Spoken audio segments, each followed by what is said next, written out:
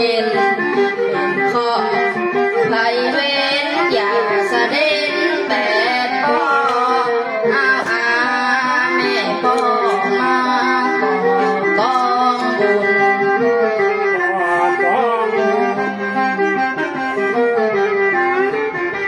ขอคือโชคคือนุนเพิ่มพูนใจ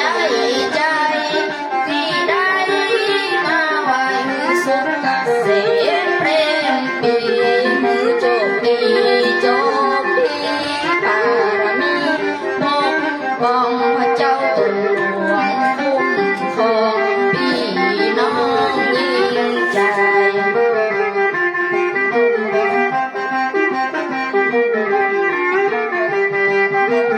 สมดังใจที่ได้ไว้กล่าวอ้างเป็นเจ้าจางเศรษฐีมีเงินมีแต่ความเจริญเพิดเพลินไปนาเมื่อมีเงินล้นฟ้าอย่างผมว่ากำปอง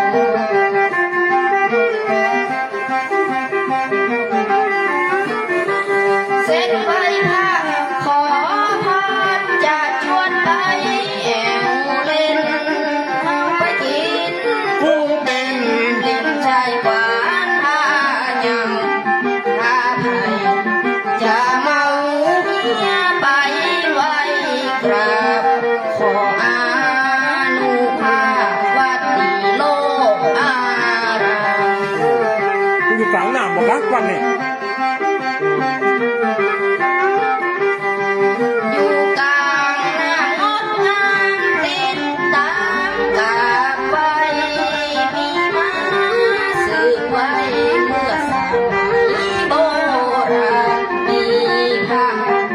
บาทานหินทรายเก่าแก่สืบมาจากพ่อแม่สมัยเดิมที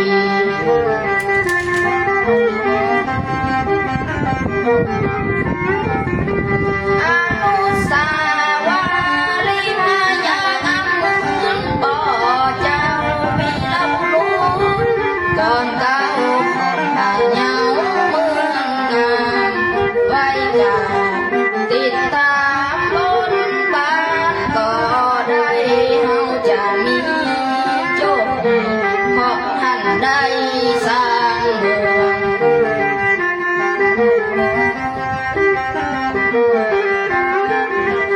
คือเจริญรุ่งเรืองเนื้อคนฟังตัวนาแม่นจะขายจะตามได้กำให้งามคือเงินทองล้นตามบ่อปุ้นขาดล้วนเงินกันน้ำหวานตึงบ่อแห้งเคินใส สายอาปากกว้าง ยังอันใดจะเริญก้าวหน้ายังกำป้องลูกหลายขิวว่ามาตีใดไว้สาขอพรกลับไปจะขึ้นเหนือล่องใต้คือปลอดภัยทุกคน ๆได้เหรอแฮมบดไหม ขอบุญกุศลช่วยบันดลแผ่กว้างคือสมกำอ้างของพ่อแม่สันธาอาหารวันตาจบลงเต้าอีนับเป็นบทนี้ขอบนลงกันเลยว่า อันนี้ทำน้องเข้ามาดีวันนี้วันแรกเราได้นะพอตัวมันเขียนหนังสือหมอมได้พอครูเขียนปุ๊บเราก็จดตะกอนผมเดี๋ยวเนี่ยแฮมบดเนี่ยก็อันนั้นตะกี้เขาเปลี่ยนทำน้องน่ะเป็นสตริงน่ะเนี่ยใจอันนี้พอครูอย่างนั้นไปเดี๋ยวเอาน่ะลองอันนั้นเนี่ยก็บดน่ะของสตริงน่ะคิดนะลูกของอัน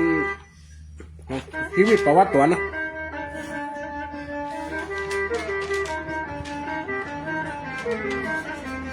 ที่ว่าประวัติตัวนั้นได้ก่อนเด้อ เอาลงหนักนะครับ ลองหน้าน่ะประวัติอันนี้ตัวนั้นก็ให้มันเข้มๆทำหน่อยเดี๋ยวพอคุ้มมีเวลาสอนตัวที่บ้านนะ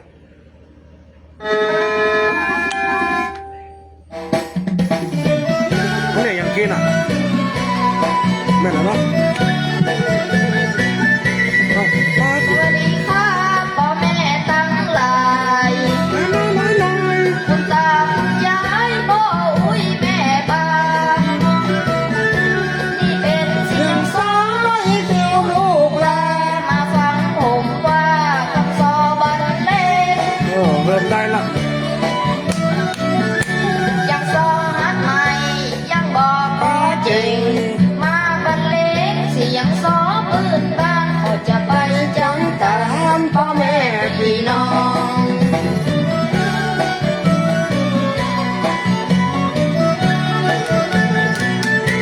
ก็เล่าชีวิตเป็นจังซอฮักผ่านสู่พี่น้องวงวานฟังกันทั่วห้อง ลูกกำพร้าอีคิ้วตัวน้องชีวิตลอยล่องต้องหาช่องทางมาหัดสอนในใจก็หวังได้สตังค์เป็นทุนวันนาเพื่อการศึกษาวิชาความรู้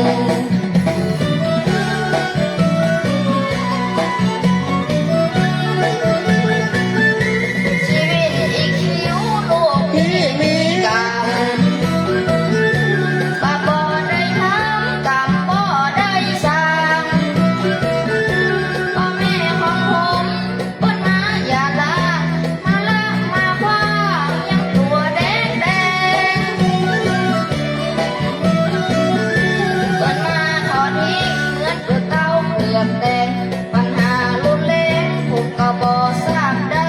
ให้ละลูกไปอีสานพุ่นแล้ว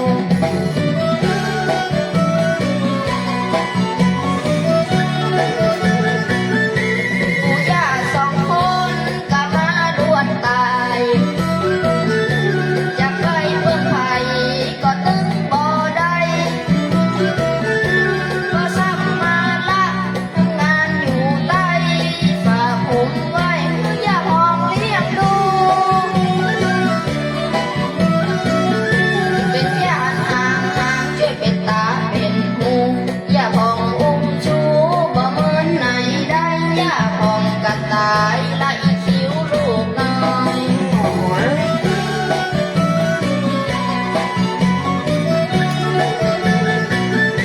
ชีวิตติดลบพบแต่ความสูญเสียยังไม่ลำเหลือเป็นไปแบบอีกำยังจะน้อยคิ้วลูกนี่เบิ่งน้องเบิ่งพี่คนใดก็ได้ ตำมาถูไปไม่เล่นอย่างไรหรอก ขึ้นไปแล้วน้ำตามาไหล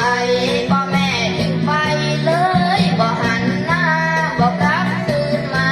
พะเยาแหมแล้ว เก่งจำได้ป่ะถึงเจ้าว่า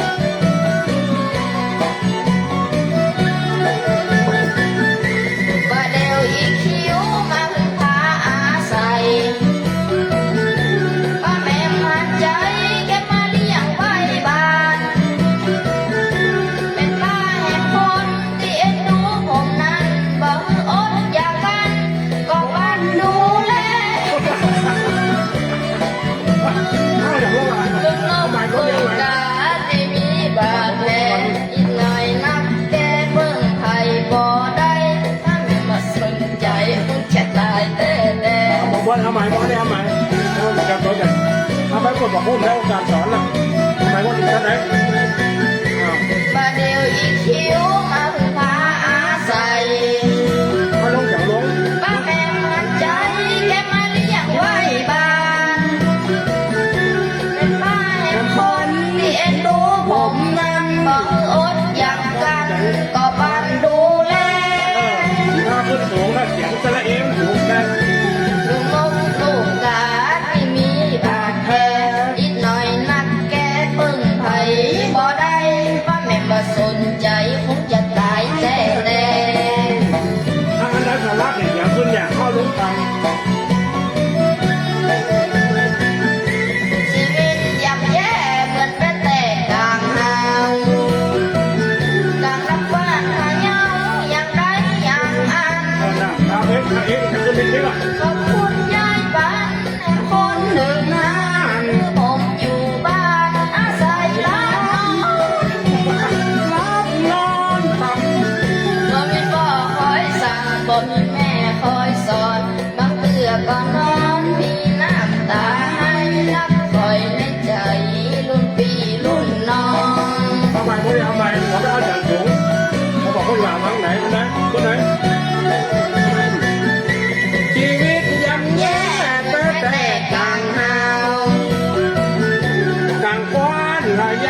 อย่างใดอย่างอันตามลุงเหรอ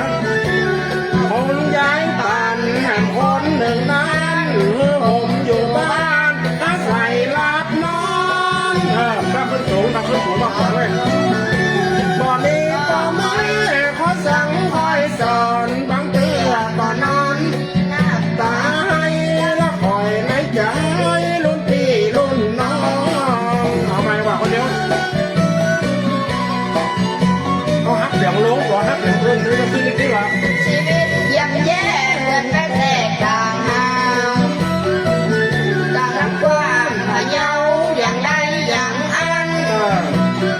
นี่ก็ยัง ข ทำ อบคุณย้ายปันแห่งคนหนึ่งนั้นผมอยู่บ้านอาศัยรับนอน อันนี้ก็ขึ้นสูง บ่มีพ่อคอยสั่งบ่มีแม่คอยสอนบางเตือก็นอนมีน้ำตาให้รักคอยในใจรุ่นพี่รุ่นน้อง อันใดปีกสละเอ็นอ่ะขอเสียงตังจำว่าไม่ไหวบดต่อไป ปีบากจัดแล้วข้างมาทั้งตัวได้ขายไม่หัวต้นไปค่ะ เขาจะต ละลูกไว้ให้หาหัว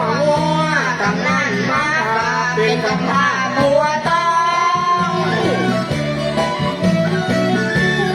กับบนนั้นคงมาตอบสนองมาไล่พองลือเป็นแต่ดีพ่อแม่เลยหนีบ่เอาลูกแล้ว ำหนูสูงนั่นเหรอ บ่แม่บ่มีผมตึงบ่น้อยใจ อันที่สองขึ้นสูงได้ กำไรเพ็นหายบ่หูตั้งนา ถ้าบางแหลกตัวขึ้นสูงกับสูงเลือก ได้เกิดเป็นคนก็บนหัวล้นฟ้าให้มาวันหน้าจะให้ ที่ เอา เอา หา พอเกิดมาพิการยังสู้ หัวจนเท่า เขาเลี้ยงตัวเขาก็ยังสู้ได้ผมว่าเสียใจยังสู้ไปบ่คาน บอซานตำเขาตำได้แต่ บ่คาน จม บ่แม่บ่มีผมดึงบ่น้อยใจกับใครเล่นหายบ่หูตั้งนา ได้เกิดเป็นคนก็บุญหัวล้นฟ้า ให้มาวันหน้าใจเอาหาเอา ต้องเกิดมาพิการนั้นสู้หัวจนเศร้าเขาเลี้ยงตัวเขาก็ยังสู้ได้ผมว่าเสี เสี ย ยใจลงไปกว่าคานน่ะตำเขาตำได้แต่เอาไว้ต่อไป มาฮักซอผมขอตั้งใจว่าผมอยู่ไกลมาหาตุ๊กลุงตอง ดูที่ไหน แจ้ผมลำบางสอนสองพร้อมผมเดินตามอ้อมจากจังหวัดพะเยา เขาเล่นเสียงได้หรอกน้องเห็นไหม 200 กิโลข้ามดอยข้ามเขาจะตั้งใจเอาเขียนซอจนได้บุญบ่ตายขายเสียงเลี้ยงต่อ เลี้ยงตางตำ ทำไมครับ เอาไหมผมมาฮัก ซ เรา อจะขอตั้งใจบ้านผมอยู่ไกลมาหาตู้ลุงตังอยู่แจ้ผมลำบางสอนสองพร้อมผมเดินตามอ้อมจากจังหวัดพะเยา 200 กิโลข้ามดอยข้ามเขาจะตั้งใจเอาเฮียนซอจนได้บุญบ่ตายขายเสียงเลี้ยงต่อ น่ะพบต่อไป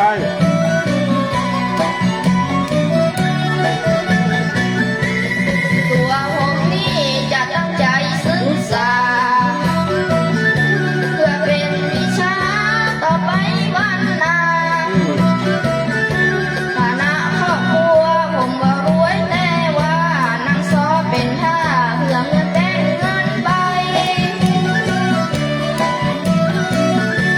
ละอ่อน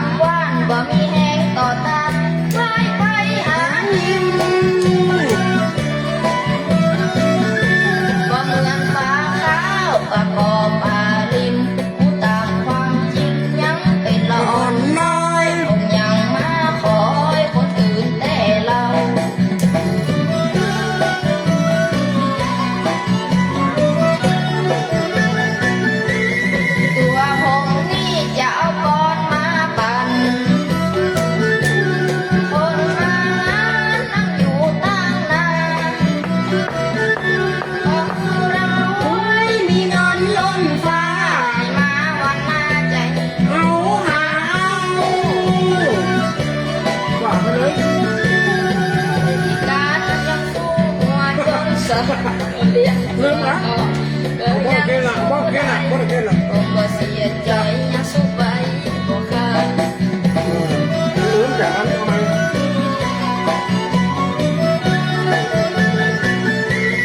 ตัวผมนี่จะเอาบอลมาปั่นคนมางานนั่งอยู่ตั้งนานก็ร่ำรวยมีเงินล้นฟ้าปั่นลูกลาคนใบคนใบ ขอบคุณครับท่านที่มีน้ำใจ ผมเอาบอลย้ายออกมาต่อสายทุกโรคภัยห่างไกลพี่น้องโอละน้อคนนี้คนนี้โอละน้อคนนี้ก้อยยาน เดี๋ยวบอกว่าเดี๋ยวแต่งขึ้นมาสองบทมันสั้นไปจะเจ้าไหมเนี่ยเขามันลงแต่อย่างกี้มันลงไหวเด้เอาลงน้อมวัดเดี๋ยวนะทีนี้ครับไปห่างไกลพี่น้อง ไทยครับ ฮะเนี่ยก็ ไทย เป็นอย่างเดี๋ยวนี่กันนี่ผมจะลงไหลเขียนบทที่สองเดี๋ยวให้มันจบงามๆแบบหน่อย 13นะครับ 13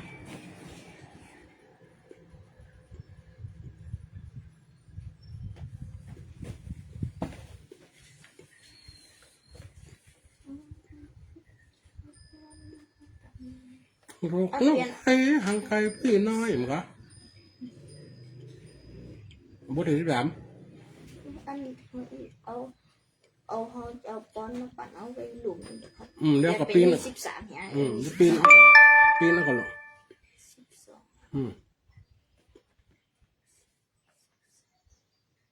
ถ้าเปิ้นอินดูถ้าเปิ้นสงสารก่อนเดี๋ยวถ้าเปิ้นอินดูถ้าเปิ้นสงสาร อินดู ถ้าเปิ้นสงสาร อิน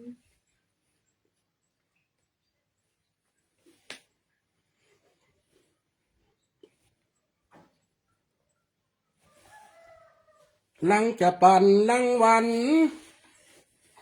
ลังจะปั่นลังวันลังสงสารลังจะปั่นลังวัน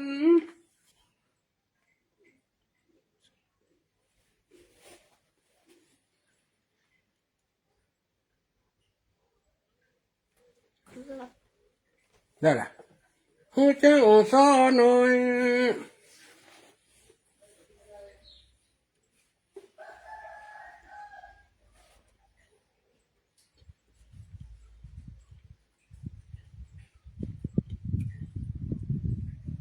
จะเป็นแบ่งเสาก็ว่าแบ่งร้อยจะเป็นแบ่งเสาก็ว่าแบ่งร้อย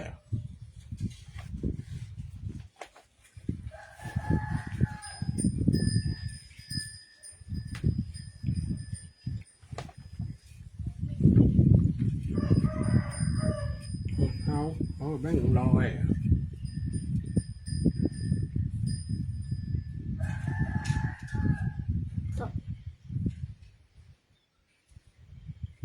เงินกอมเงินย่อยตั้งเหรียญก็เอา เงินกอมเงินย่อยตั้งเหรียญก็เอา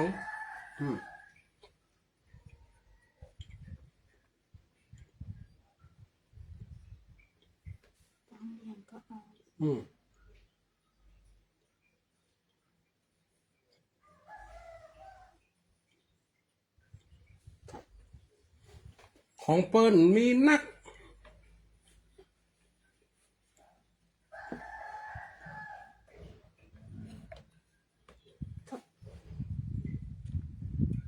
มันก็นักกระเป๋ามันไม่นักมันก็นักกระเป๋า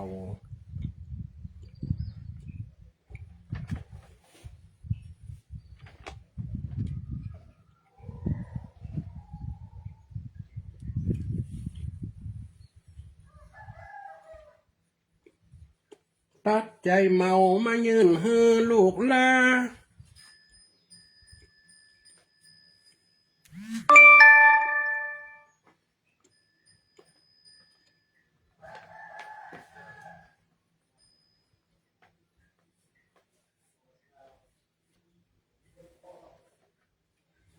ถ้าเปิ้นเมตตาทั้งสอกำพา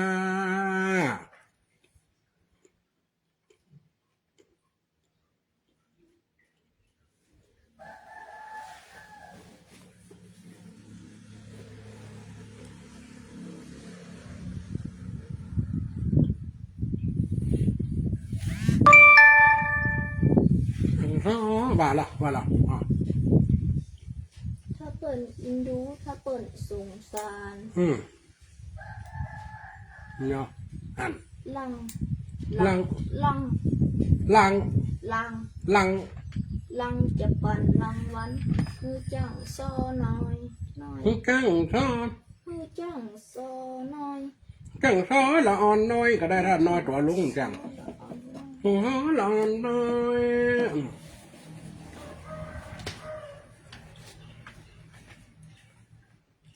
แย่มั้ง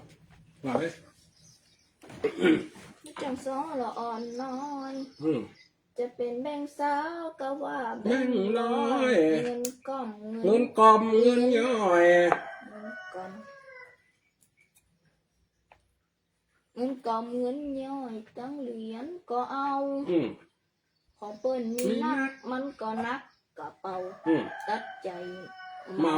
ตัดใจเมามายืน มายืน มันยืนตัดใจเมา เมามา มา ยื ยื น นหือลูกลา มายืนฮือลูกลา มายืนหือลูกลา ถ้าเปิ้นเม กิ ต น ตา ตาจังซอกับพา ตัวผมจะป้อง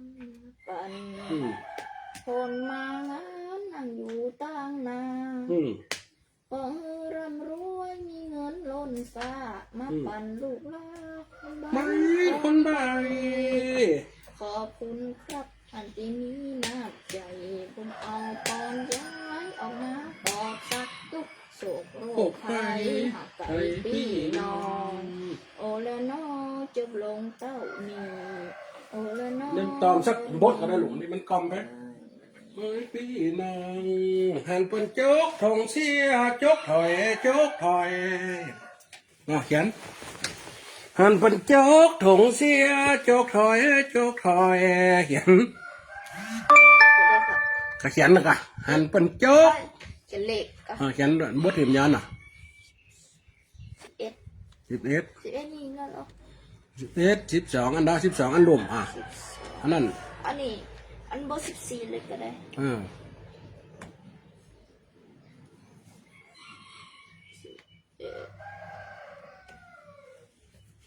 อันนี้แต่งแต่ผมแต่ง